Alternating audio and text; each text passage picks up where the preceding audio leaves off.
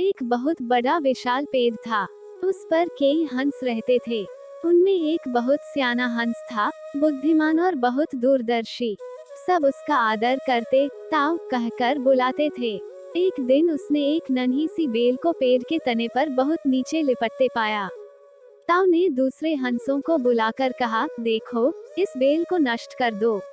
एक दिन ये बेल हम सबको मौत के मुंह में ले जाएगी। एक युवा हंस हंसते हुए बोला, ताऊ, ये छोटी सी बेल हमें कैसे मौत के मुंह में ले जाएगी? सियाने हंस ने समझाया, आज ये तुम्हें छोटी सी लग रही हैं। धीरे धीरे ये पेड़ के सारे तने को लपेटा मारकर ऊपर तक आएगी। फिर बेल का तना मोटा होने लगेगा और पेड़ से चिपक जाएगा। तब नीचे से ऊपर तक पेड़ पर चढ़ने के लिए सीढ़ी बन जाएगी। कोई भी शिकारी सीढ़ी के सहारे चढ़कर हम तक पहुंच जाएगा और हम मारे जाएंगे। दूसरे हंस को यकीन न आया, एक छोटी सी बेल कैसे सीधी बनेगी? तीसरा हंस बोला, ताऊ, तू तो एक छोटी सी बेल को खींचकर ज्यादा ही लंबा कर रहा है। एक हंस बड़बड़ाया, ये ताऊ अपनी अक्ल का रौब डालने के लिए अंश-शंश कहानी बना रहा है। इस प्रकार किसी दूसरे हंस ने ताऊ की बात को गंभीरता से नहीं लिया। इतनी दूर तक देख पाने की उनमें अक्ल कहाँ थी। समय बीतता रहा। बेल लिपटते लिपटते ऊपर शाखों तक पहुंच गई। बेल का तना मोटा होना शुरू हुआ और सचमुच ही पेड़ के तने पर सीढ़ी बन गई, जिस पर आसानी से चढ़ा जा सकता था। सबको ताऊ की बात की सच्चाई सामने नजर आने लगी। पर अब कुछ नहीं किया जा सकता था, क्योंकि बेल इतनी मजबूत हो गई थी कि उसे नष्ट करना हंसों के बस की बात नहीं थी। एक दिन जब सब हंस दाना चुगने बाहर गए हुए थे, तब एक शिकारी उधर आ निकला।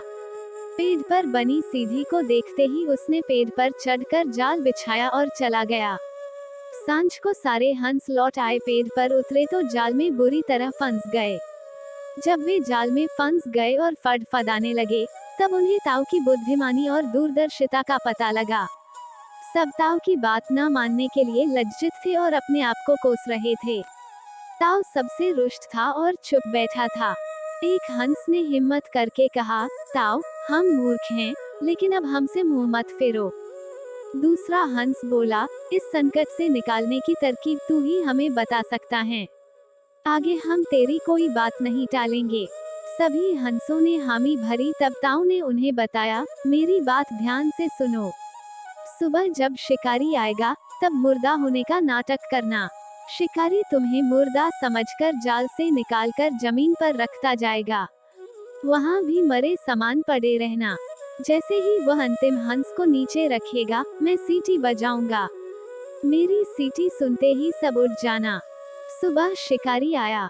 हंसों ने वैसा ही किया जैसा ताऊ ने समझाया था। सचमुच शिकारी हंसों को मुर्दा समझकर जमीन पर पटकता गया। सीटी की आवाज के साथ ही सारे हंस उठ गए। शिकारी अवाक होकर देखता रह गया। कहानी की सीख, बुद्धिमानों की सलाह गंभीरता से लेनी चाहिए। कहानी पसंद आई तो वीडियो को लाइक करें और चैनल को सब्सक्राइब करें। वीडियो देखने के लिए आपका धन्यवाद।